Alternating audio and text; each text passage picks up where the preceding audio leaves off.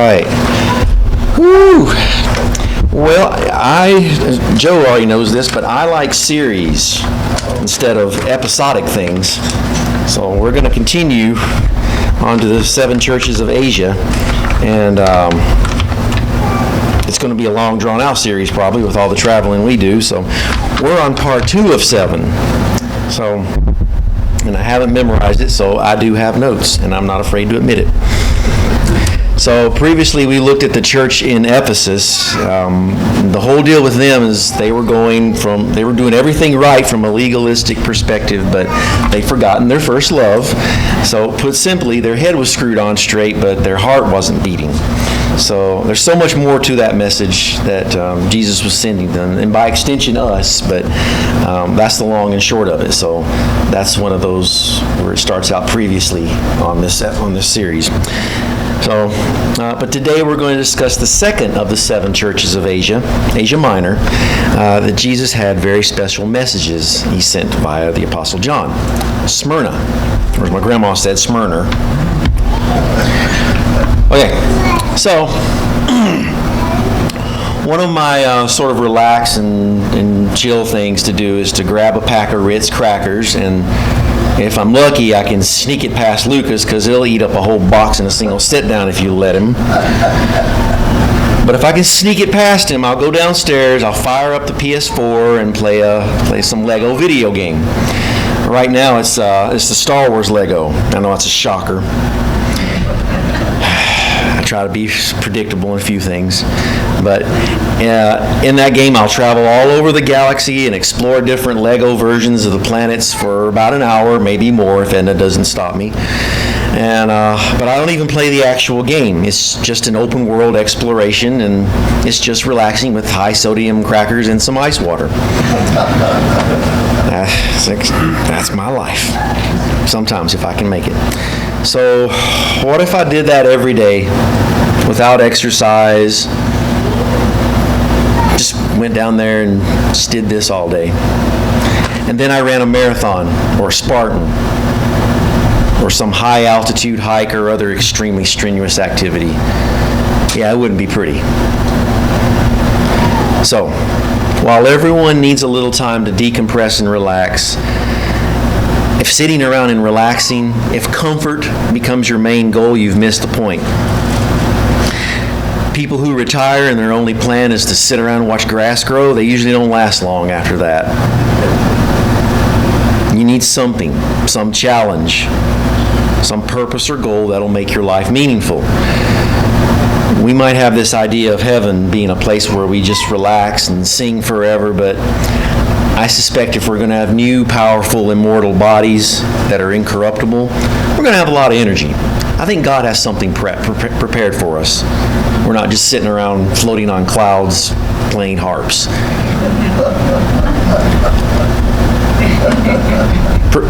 Prove me wrong. We can't. It's because we're going on faith. But God didn't design us in this life or the next one to just sit around and be comfortable forever. Even nature teaches us that chasing comfort can lead to atrophy. So the same concept will be applied to our spiritual growth. So Jesus gave a message of comfort to the Christians in Smyrna, though that their hardships and comfort weren't without purpose. So I'm going to go to Revelations chapter 2, verses 8 to 11. I'll give you a minute here. There's your minute. And to the angel of the church in Smyrna write. Can you hear me? Is this good? Okay, just make sure, because I can hear me, but I don't know if anyone else can. To the angel of the church in Smyrna write, these are the words of the first and the last, who was dead and came to life. I know your affliction and your poverty, even though you are rich. I know the slander on the part of those who say they are Jews and are not, but are a synagogue of Satan. Do not fear what you're about to suffer. Beware, the devil is about to throw some of you into prison so that you may be tested, and for 10 days you will have affliction. Be faithful unto death, and I will give you the crown of life.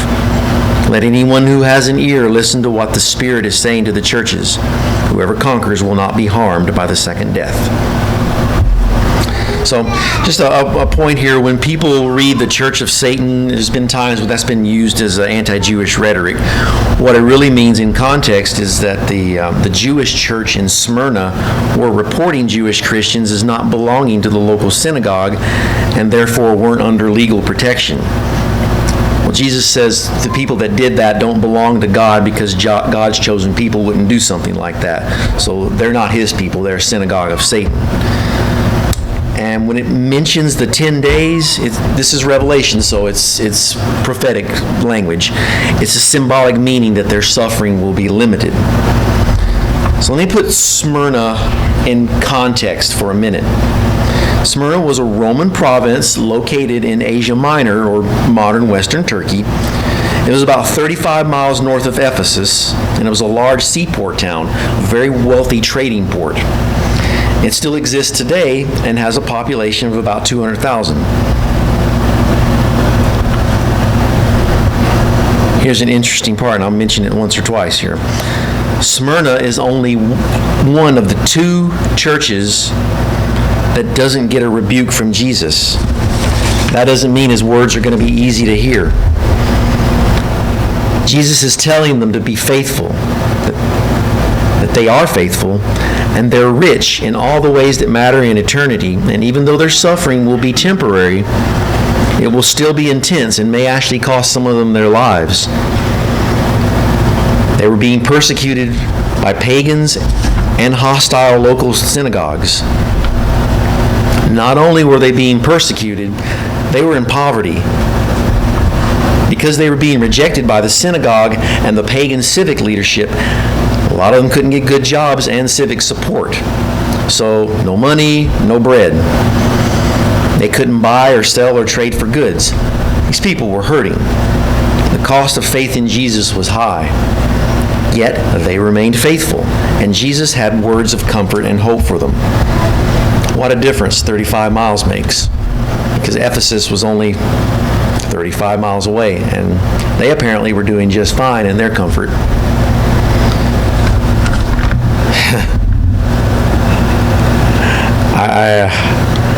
In my mind, I often say, should I say this? And I said, no. And then the other voice says, yeah, I'm going to say it. 35 miles. We live in Washington. 35 miles away is the free state of Idaho, so I'm going to let that one go. I won't go any further. 35 miles makes a difference. They were in the same Roman province, so they were going through different hardships.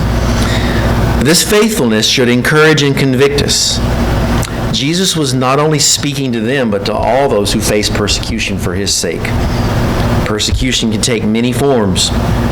That's the effect of others' sin on the world and in your life that can still cause you to suffer. It can be a physical issue or the loss of a loved one. There's suffering for your faith, ridicule, mocking, cancel culture. Are we prepared to trust Jesus, or would we rather be comfortable slaves? I had a friend in Japan that we were studying together, and she said, I know I should accept Jesus, but I know when I do, I know that the devil's going to come after me. I'd rather be comfortable where I'm at right now. As far as I know, she's comfortable. So what is Jesus saying to Smyrna? And by extension, what is he saying to you and me? Well, Jesus sees your suffering and cares for you. I'll go to verse 9. I know your affliction and your poverty. He sees what's going on, and he sees the reality of it, and he calls for you to remain faithful because he's been there. Suffering will come. We can't avoid it. Numbing it or projecting it won't work. Life's going to happen no matter what you try to do to avoid it. And Jesus promised, if they hated him, they will hate us. Are you prepared? We have the greatest hope, though, so take heart and become strong. Jesus specified what they were going to endure, though. So we must name our pain. and then surrender it to Him and trust that He'll get us through our 10 days, even if that means death. Because for the faithful believer, this isn't the end. Accept the pain. We want to be our best selves and achieve the great goal of our lives. What if your pain is the way? What if on the other side of the affliction is the very thing you long for? Be faithful, and I'll give you the crown of life. He doesn't say, enjoy your life, go to church for 2 hours, go home, get back to watching the game or whatever, and I'll give you the crown of life. If we're lucky, that will happen. But He warns, it's not always going to be easy. And none of that means that God inflicts pain. What He does, He will allow it if it serves a greater purpose for our good. I believe that. As a comparison to my own life, many of the good and wonderful things and people that are so important now wouldn't be in my life unless I'd gone through some pretty awful things. I tried to hold on to something that was unhealthy, and it was killing me. I prayed for a solution that was comfortable. That didn't happen. Instead, God allowed me to suffer instead, because on the other side was, you guys know. Sometimes I think we here in America believe that peace and prosperity are owed to us. So later this year, and I'm just speaking for myself, I'm praying that a certain thing in November will go a certain way. Maybe God will have mercy on our nation and give us some comfort. But if not, then that's the path we need to go, and we must accept it and be faithful. Again, I'll stop with that. So let me stay on task here because I'm almost done. Deep prayer and affliction are very transformative. Again, it's no coincidence that one of the only 2 of the 7 churches to not get a rebuke from Jesus is the one who's suffering greatly. Distraction and fogginess get stripped away and brings us into focus. That's not to say pain is the only way, but it is a way, and God will use it. One thing suffering does do, it shows us how flimsy and fragile our own power is, how not in control we are, and how much we need God every moment. Maybe the thing we're going through, maybe the thing you're going through, is the very thing God is using to transform you into the very thing and the very way you want to be. I had to spend a lot of money to get a certain building on my property fixed. Some of you might know about this, but it was sinking into the ground and carpenter ants were eating at the foundation. Now the foundation is strong and just needs a paint job. I had to spend $18,000 on it. That was painful. If anybody sees how that comparison fits, as you have to go through things. It says, Lord, and I pray, Lord, can you just fix me without breaking me down first? Can you do it while I'm playing Legos and munching on crackers? He could, and sometimes He has. Sometimes we get really blessed. I also know the Bible tells, I know that God can do this because the Bible tells me so, but He'll also allow suffering to get the result if need be, and we have to stand up under it and be faithful. Some of the strongest Christians you'll ever meet are those who are suffering greatly. They remain faithful and true and are refined by their Father. This goes for individuals and it goes for churches too. So here's the main thing I'd like you to take away from this. The treasure of who we're becoming and the promises we have are greater than any suffering that we'll have to go through. So,